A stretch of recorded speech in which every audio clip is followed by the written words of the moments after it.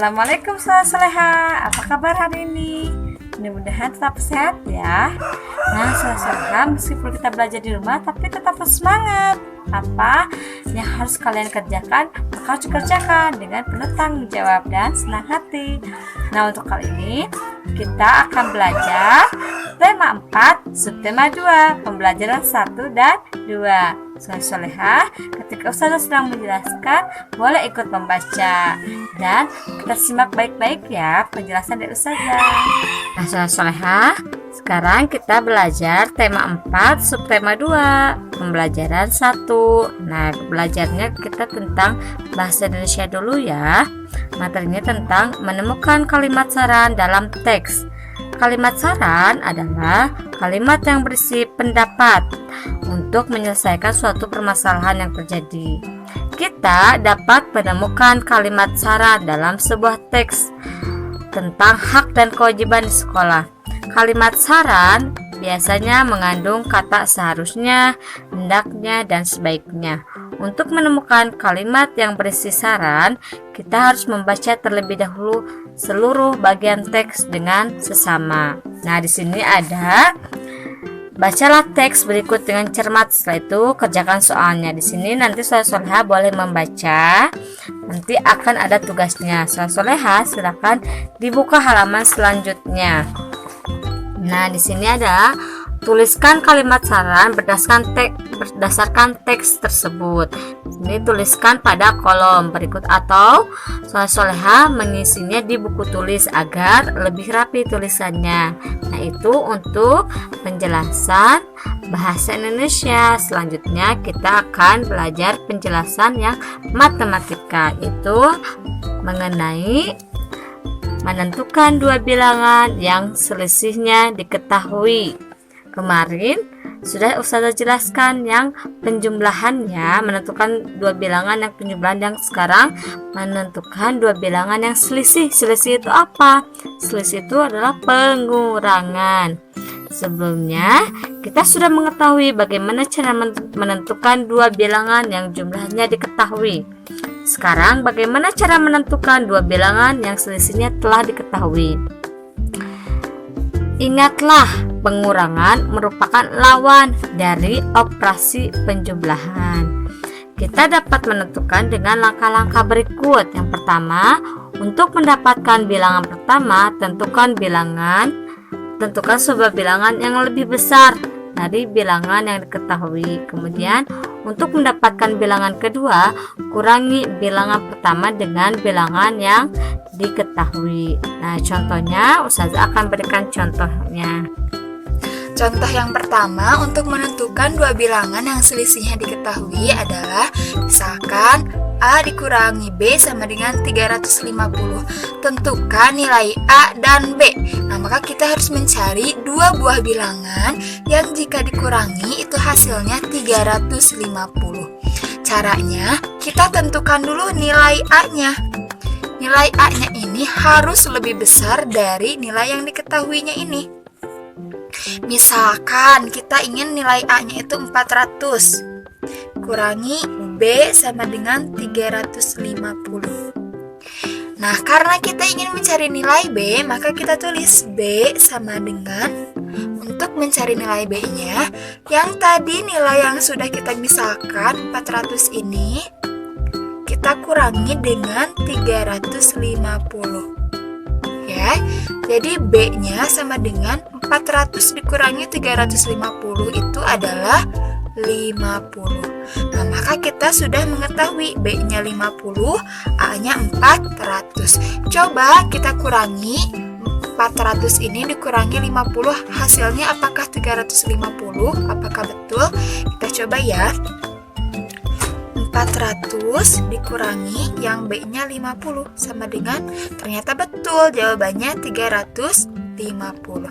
Maka kita tulis nilai A sama dengan tadi nilai A-nya 400, nilai B-nya 50. Ini jawabannya. Selanjutnya soal yang kedua, di sini juga sama, kita harus mencari dua buah bilangan yang jika dikurangi hasilnya itu adalah 120. Maka cara yang pertama untuk mengisi titik-titik pada kotak yang pertama ini, bilangannya harus lebih besar dari 120. Misalkan Ustazah ingin bilangannya 150. Ustazah kalau 100 boleh tidak? Tidak boleh, karena 100 itu lebih kecil dari 120. Bilangan yang pertama ini harus lebih besar dari 120. Selanjutnya, untuk mengisi kotak yang kedua, kita kurangi 150-nya dikurangi dengan 120, yaitu 30. Maka 30 ini kita isi di kotak yang kedua. Nah, maka ini jawabannya. 150 dikurangi 30 adalah 120. Selanjutnya, soal yang nomor 3 sama seperti nomor 2 tadi, kita cari dua bilangan yang menghasilkan 420. Caranya kita isi kotak yang pertama. Kotak yang pertama bilangannya harus lebih besar dari 420. Misalkan Ustazah ingin kotak yang pertama 500. Kemudian untuk mengisi kotak yang kedua, caranya adalah 500-nya kita kurangi dengan 420. 500 dikurangi 420, 0 kurangi 0, 0. 0 kurangi 2 tidak bisa, maka kita pinjam. 5-nya menjadi 4, 0-nya menjadi 10. 10 kurangi 2 adalah 8. 4 kurangi 4, 0. Maka jawabannya adalah 80. 80 ini kita tulis di kotak yang kedua. Maka sudah selesai. 500 dikurangi 80 adalah 420. Selanjutnya kita belajar SBDP ya, halaman 124. Di sini ada belajar tentang gerak kaki dalam tari. Nah, soleh-solehah, gerak merupakan unsur utama dalam tari. Gerakan pada tari biasanya menjadi simbol akan hal yang ingin diciptakan oleh penari atau pencipta tari. Gerak kaki dalam tari ada bermacam-macam. Perhatikan contoh berikut. Di sini ada gerak kedua kaki rapat di bagian tumit dan membuka ujung di ujung dan membuka di ujung seperti ini. Kemudian ada gerak menekuk kedua lutut kaki. Selanjutnya ada gerak kaki kanan di depan kaki kiri dan kebalikannya. Kemudian gerak menghentakkan kaki. Kemudian gerak kaki kanan di depan kaki kiri dan sebaliknya. Kemudian gerak jalan ke samping kiri atau ke kanan. Itu adalah contoh gerakan kaki dalam tari. Selanjutnya saudara nanti boleh memberikan tanda checklist pada gerakan kaki. Saudara nanti tinggal checklist gerakan kakinya. Di sini sudah ada penjelasannya, nanti saudara tinggal isi ya. Sekarang buka halaman selanjutnya, halaman 126. Kita belajar pembelajaran kedua, yaitu bahasa Indonesia. Belajar tentang menyusun kalimat saran berdasarkan teks tentang kewajiban dan hak di sekolah. Kalimat saran dapat disusun berdasarkan teks tulis tentang kewajiban dan hak di sekolah. Sebelum menyusun kalimat saran, kita harus menemukan permasalahan yang terdapat pada teks tersebut. Setelah permasalahan kita temukan, ia dapat menentukan pendapat apa yang akan kita berikan untuk menyelesaikan masalah tersebut. Kalimat saran dapat kita susun berdasarkan pendapat yang akan kita berikan tersebut. Di sini ada teksnya, soleh-soleha, tentang sekolah yang bersih dan sehat. Soleh-soleha boleh memberikan kalimat saran. Nah, sekarang selanjutnya halaman 127, pelajaran PKN, kewajiban dan hak setiap warga sekolah. Setiap siswa memiliki kewajiban untuk menjaga lingkungan sekolahnya agar tetap terlihat indah dan rapi. Kewajiban siswa terhadap keindahan dan kerapihan lingkungan sekolah adalah sebagai berikut. 1. Menjaga kebersihan lingkungan sekolah.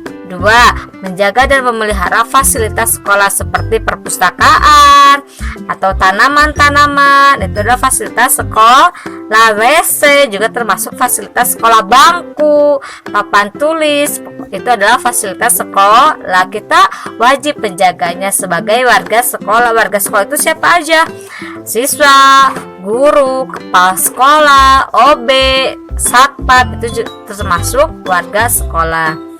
Yang ketiga, bermain di halaman sekolah pada jam istirahat. Ketika istirahat kita bermain di halaman sekolah. 4. Membuang sampah pada tempat sampah. 5. Tidak mencoret-coret tembok dan fasilitas sekolah. Setelah melaksanakan kewajiban tersebut, siswa akan mendapat hak sebagai berikut. 1. Memperoleh ruang belajar yang bersih dan nyaman. 2. Memiliki lingkungan sekolah yang sehat. 3. Menggunakan fasilitas sekolah yang terawat dengan baik. Untuk dapat mewujudkan suasana sekolah yang indah dan rapi tersebut, diharapkan semua warga sekolah dapat melaksanakan hak dan kewajiban secara seimbang. Nah, Soleha, cukup sekian penjelasan dari Ustazah. Mudah-mudahan Soleha bisa mengerti ya apa yang sudah Ustazah jelaskan. Tetap semangat untuk mengerjakan tugasnya. Terima kasih Soleha. Assalamualaikum warahmatullahi wabarakatuh.